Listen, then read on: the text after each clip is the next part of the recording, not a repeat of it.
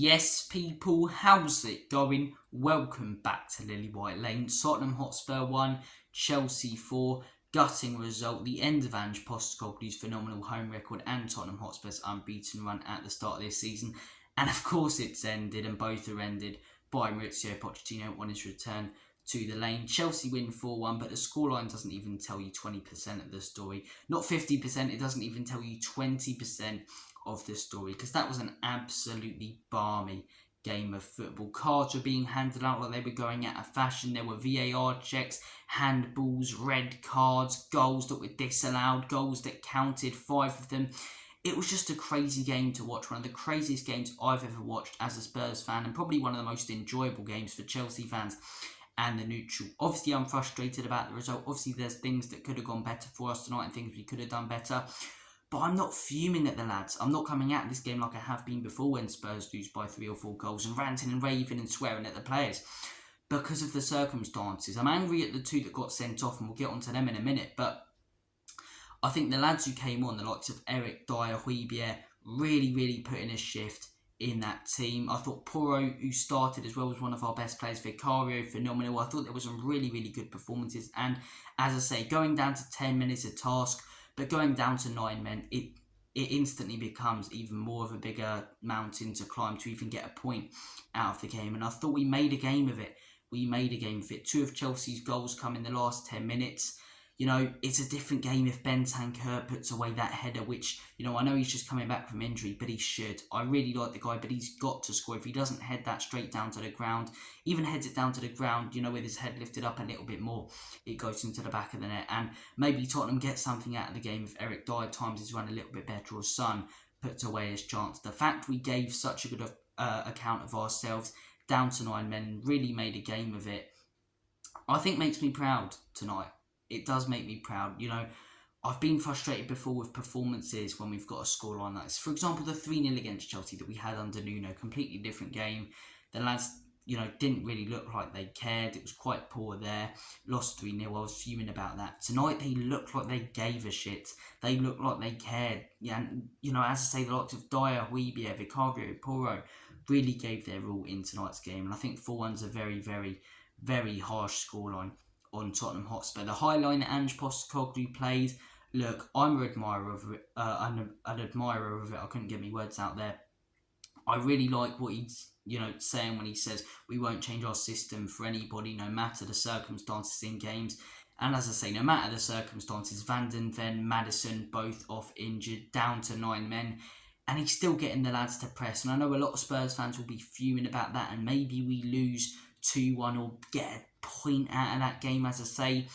But there's no greater danger than playing it safe in football. And Ange Postecoglou, as I say, he got the lads to still go for it. And I know, you know, Gary Neville on commentary was calling it suicide. And a lot of Spurs fans and Premier League fans and even Chelsea fans were calling it suicide. But I like it. I like the fact that we are genuinely not going to change the way that we play, no matter the circumstances and no matter who we are coming up against. 2 of our most important players off injured. 2 red cards, as I say. 4-2 defenders, yet we're still going at Chelsea trying to press. And as I say, it almost pays off. Bentancur scores that chance. Dyer times his run a little bit better for that goal. It's a different game, but Chelsea get the better of us in the end. You've got to give credit to them. It's not easy to play against 9 men, even though it comes across as it is. We know that better than anyone when we took on Liverpool, and they did break us down at the end. And that was quite poor from Spurs in those last 5 minutes there. But as I say, potentially ends 2-2, or maybe even 3-2 if Spurs put away one of those 3 big chances in those last few minutes. And obviously the chance where Eric Dyer should stay on side. But look, let's go through the game, because there's a lot to go through. At the start of the game, I thought we played really well, and it makes it even more frustrating because you look at how we started. If Udogie doesn't make that silly challenge, we'll get onto that in a second. But I thought that's the best start Spurs have made to a game this season. I thought we've made decent starts this season, but a lot of the time it takes us about 20 minutes to get into our groove. We start playing well, and in the second half, it's our best football. It was the other way round today. I thought at the beginning of the game we were brilliant, creating chance after chance. Brilliant goal, as I say, for Kulusevski. Not necessarily the shot, but the build-up play towards it. That was fantastic. And then obviously Son had his goal, which was disallowed. The right decision there. great ball in, great football there, unlucky, and we were so in control. And look, I understand he's young. I really like the guy. He's put in a lot of good performances this season. But stupidness from Destiny Udogie. We're in control at home in a derby, should be 2-0 up, so close to getting a second goal, and he puts in a silly tackle, as I say, which has him walking a tightrope, wakes up Chelsea, makes us more cautious to put in tackles, and from there, Chelsea were the better team in the rest of that first half. Well, to be honest, I thought Chelsea played their better football at the end of the first half. I thought they had a lot of chances, a couple of goals chalked off, which we'll get onto in a second, but Chelsea started playing really good football. Caicedo scores an absolutely brilliant goal, to be honest. Disallowed. I think that was the right decision. I've heard, some pundits saying that it was the wrong one. I think that was the right decision. And that's not biased commentary, because we'll get onto a Chelsea decision in a minute, which I think was the right one. But yeah, I think he's blocking the view of Vicario there, the Chelsea defender, and yeah, I think that goal should be disallowed. But a great strike from Caicedo. You could see the goal was coming from Chelsea from there.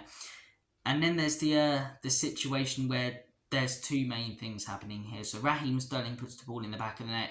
Good finish from him. The goal gets rightly disallowed for the handball. And in my opinion, Chelsea get rightly given a penalty and Romero gets rightly sent off.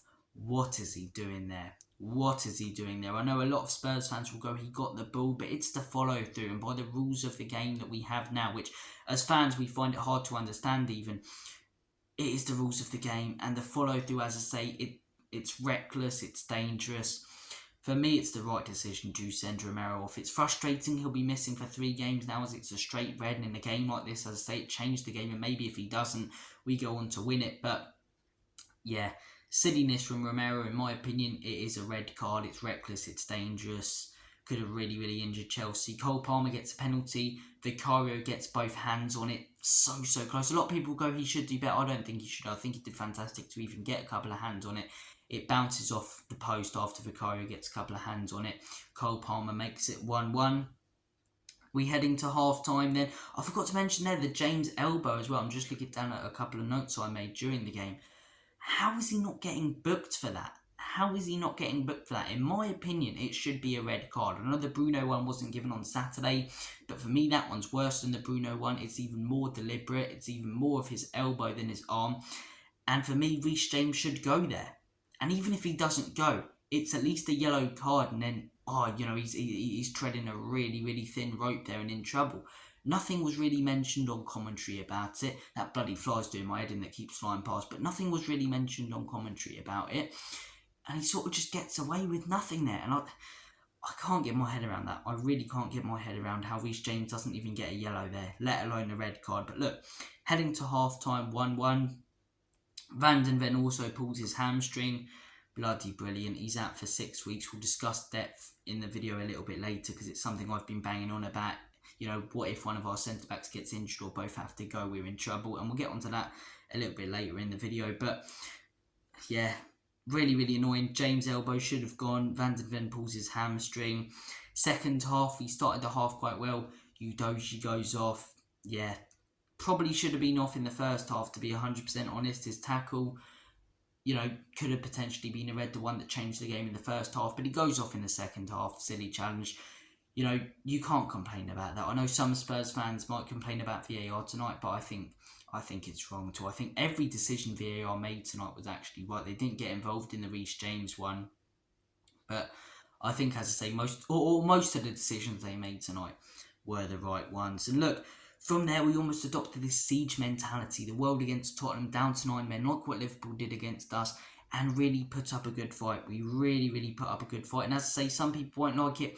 I admire the fact that we played a high line, the fact that we won't change the way we play no matter the circumstances, the fact we've got 2 men sent off, Van den Ven off injured, Maddison potentially injured and off as well. Yeah, I do admire it. I can't help but admire it. I know it's suicidal and I know it did come to cost us eventually, but we still had chances, whereas in my opinion, if we just sat back, it would have been a slow death. Damage limitation. It's not as exciting as second half, and this is what we wanted as Spurs fans, to be excited by our team. in my opinion, if we sit back there with the players we've got on the pitch, Chelsea keep having chance after chance after chance and probably win it 2 or 3-1 anyway. I think the fact that we lost it 4-1 is frustrating, but I prefer to lose it 4-1 than 3-1 and actually give it a go and look back on chances we could have put away because of the fact we were playing a high line. But look, Jackson and James had a couple of big chances. Vicario with some big saves, played as a sweep keeper in that second half. He conceded 4, but none of them he could have done much about. As I say, the penalty, I think he does well to even get to that. He was superb tonight. Jackson makes it 2-1 Chelsea in the 75th minute, and then are the big Tottenham chances. The Dyer goal, which was disallowed, it's such a tight one. It looks like literally the tip of his toe is offside and maybe his hand's offside. Maybe there'll be some new footage emerge or photos that come out and we can make a case about that not being disallowed and that, standing as a goal. But for me, it came across as a little offside. I think it was the right decision. And, people go, right decision. But if I need times, it's run a little bit better there because the strike was so good. The strike was so good from Dyer. Bentancur had a chance a few minutes later. Great ball in. Bentancur, I really like the guy, but he's got to head that straight at goal. Even if it takes a little bit of a bounce, it goes in. The fact he heads it straight down in front of him, it goes straight into the hands of Sanchez, and it's just, that one's frustrating because he should put that away. Son had his chance, then sort of a half chance. You can't really blame him there. And then Chelsea score a third Nicholas Jackson and a fourth Nicholas Jackson in the last few minutes. Third one game was over, fourth one game was over. But I've never seen us lose 4-1, but the post-match atmosphere be like it was. Fans still singing, I can't smile without you. And, Ange Postecoglou and, the Robbie Williams song, Angels, with the Ange Postecoglou words in it. And it's mad. It shows what Ange is doing at this football club. We've lost 4-1, but we gave it a really good go. And 4-1's an unfair scoreline, and we were really in the game. A lot of fans will mock the fact that we're not necessarily celebrating, but not booing our players off the pitch. But I think we have every right as Spurs fans to be proud of our boys tonight and our manager for sticking by the way that he's playing. It's risky as hell and it didn't work out tonight. But, what if it does? Instead of just suffering a painful end of the game where we probably concede anyway if we put 10 men or 9 men behind the ball at the end, we actually give it a go. Which is all we wanted to see as Spurs fans. Appointed Ange in the summer, we wanted to be excited by our team. And I know a lot of Spurs or a lot of opposition fans now will be going, Spurs title charge over. I've always said I don't believe we're in a title charge because I don't believe we have the depth to cover if a Van den Ven or a Maddison gets injured, which we're going to see on the weekend with the centre-back partnership probably of Royale and Dyer or Ashley Phillips or Dyer. Dyer I thought was really good tonight, but will he be able to do it for a full 90? I'm not fully sure, but yeah, I never thought we'd, compete for the title. It's all about rebuilding right now. We're still in our first season of a rebuild.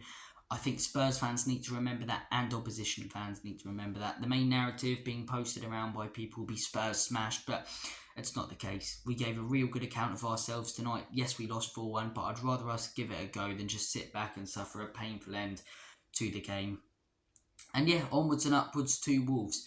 I never thought we'd win the league. I've constantly said that we won't contend or win the league because we don't have the depth. It was a better summer window. I know you can't do everything in one summer window, but I still believe that Brennan Johnson's money could have been spent a little bit better. Johnson's a good player, and yes, maybe down the line we needed to strengthen our left wing, but not as much as we needed to strengthen centre-backs. Yes, we had 2 quality options as centre-backs, but Romero's now missing for 3 games. Van den Ven's probably out for 6 weeks. So we're looking at a centre-back partnership of Dyer and Royale. And then when Romero returns, the same centre-back partnership we had last season. I still believe we needed to add that tap sober, that, even for Skovic, bring him straight to the club, someone who can come in and do a decent job, who we can trust. I'm proud of Dyer tonight. I thought he put in a good performance, but that doesn't forgive the poor performance he's put in over the years. And will he be able to do it now for a few weeks? Well, probably need to. No, I'm not sure he will. And Dyer, Royale, Ashley Phillips, do I really trust those 3 to come in and do a job right now? Ashley Phillips, no, I think he's too young. Dyer, consistently, no. He's shown before that he can have a couple of good games, but then there's no consistency with the guy, hence the fact he's nowhere near the first team. right now. That's why we won't contend for the title. Top 4 is still very much on. Chelsea, yes, they beat us 4-1 tonight, but they're still 11 points off us. And we gave a good account of ourselves. Onwards and upwards to the next. Hopefully, Mickey van den Ven's injury isn't as bad as it looked at first. Hopefully, Maddison's is okay as well. A few performances I want to talk about today. Ange Postecoglou is the first one as manager. I've been saying all video, I really admire the fact that we still went for it. Vicario's another one. I thought Vicario was absolutely brilliant tonight. Yes, conceded 4, but so many big saves. And the amount of times Chelsea were on the break, they could have won it as much as we could have, pulled back a couple. It could have been an 8-5 game. It was that crazy. And the amount of times Chelsea broke away and Vicario came out, as I say, almost as a sweeper keeper. Reminded me of Neuer in his prime and cleared it away. He was brilliant tonight, Vicario. Eric Dyer off the bench I thought was really good. Huibier made that huge goal on clearance and I thought played really well. And Pedro Porro, I think was our best player that started the game. Son didn't really have much service, not much he could do. That chance at the end was sort of a half chance. I really did think Porro was brilliant. I really did think Porro was brilliant. Look, it is a hard one to take, but not as hard as these sort of results have been in the past because of the way that it happened and the circumstances. Stupidness from Romero that I thought he'd eliminated from his game had gone. We'll have to look at that guy again and have more discussions because I really thought, with Van den Ven next to him, he'd improved as a player and I still stand by that. But he's still got that little reckless part of his game and he could have been off earlier in the first half of that kick out anyway. But look, as I say, onwards and upwards to Wolves. Going to be very interesting to see what the centre-back partnership is there, what Andy does. Maybe he brings in Davies as well. We'll have to wait and see. But look, we've lost 4-1, but we can take a little confidence. We can take a little confidence for the way that we stuck in the game. It is frustrating, but on to the next one. I never thought I'd just be coming out quite casually with a smile on my face saying, on to the next one after losing 4-1 to Chelsea, but circumstances. Thank you for watching this video, guys. You've been absolutely awesome. Balmy game of football tonight. Comment your thoughts on it and Tottenham's performance. Why do you think we lost the game tonight? It's quite obvious why we lost the 2 red cards, but does that change your opinion on you, Doja? Does it change your opinion on your side? Thank you for watching this video. Onwards and upwards. Hopefully we get the victory against Wolves. And as always, Comedy Spurs in Big Ange we trust.